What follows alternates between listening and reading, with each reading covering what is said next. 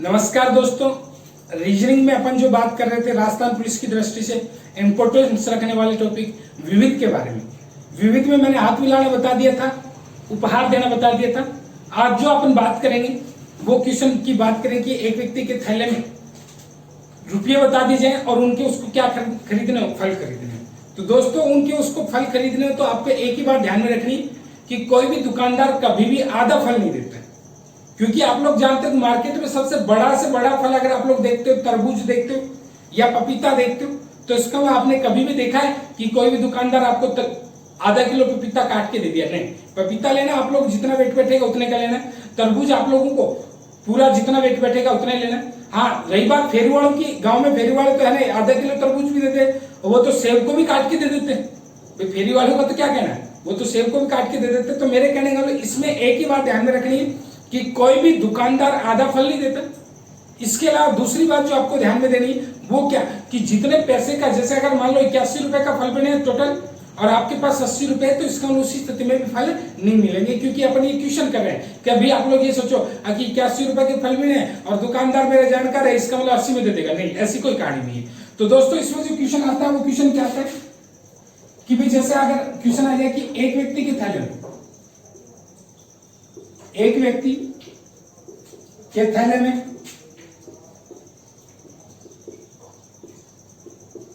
कुल 60 रुपए हैं, इनके उससे कुछ सेब व संतरा खरीदे हैं।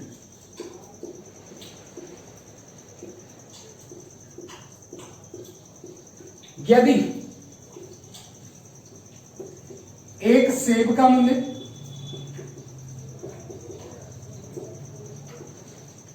3 रुपए प्रति सेब हो तथा संतरा का मूल्य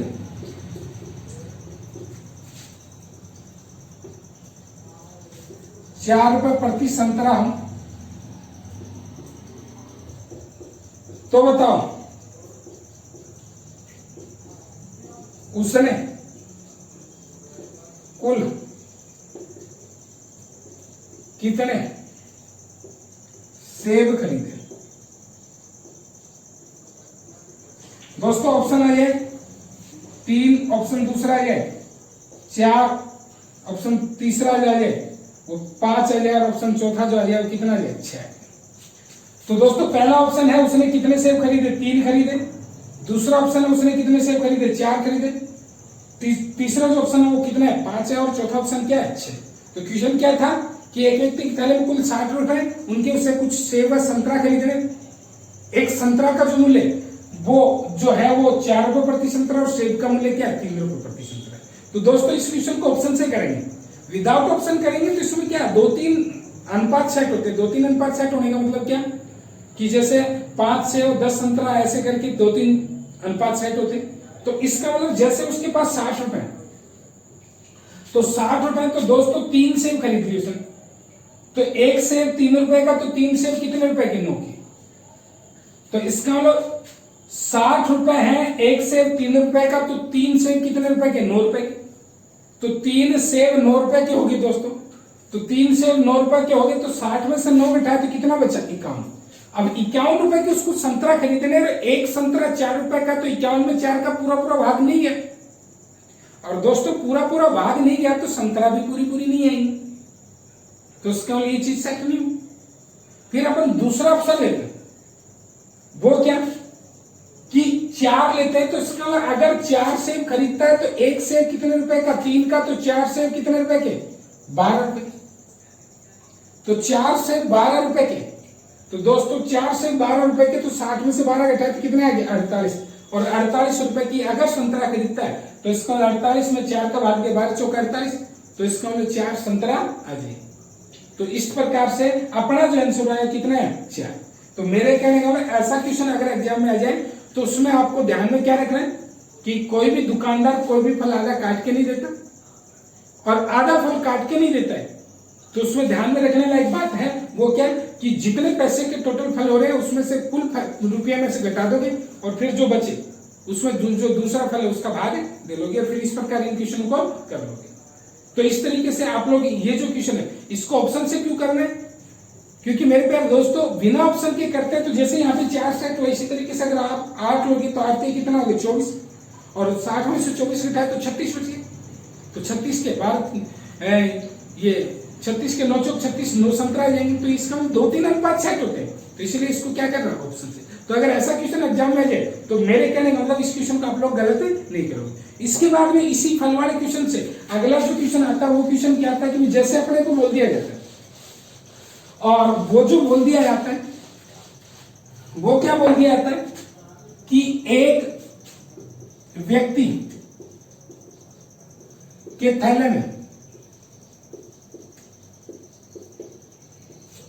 कुछ फल है, जब उससे पूछा गया कि तेरे थैले में कुल कितने फल हैं,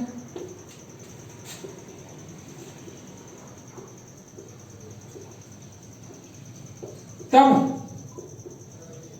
उसने जवाब दिया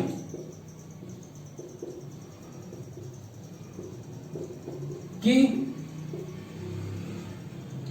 12 को छोड़कर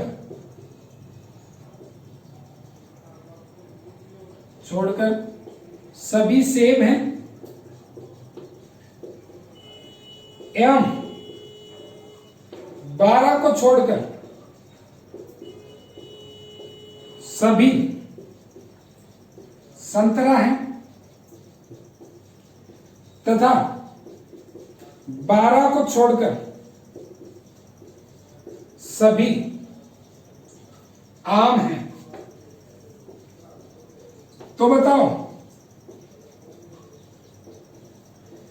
उस व्यक्ति के थैले में कुल कितने फल हैं। तो मेरे कहने का मतलब एक व्यक्ति के थैले में कुछ फल हैं, जब उससे पूछा गया कि तेरे थैले में कुल कितने फल हैं, तब उसने जवाब दिया कि 12 को छोड़कर सभी सेब हैं, 12 को छोड़कर सभी संतरे हैं, 12 को छोड़कर सभी आम हैं। तो उस व्यक्ति के थैले में कुल कितने फल हैं।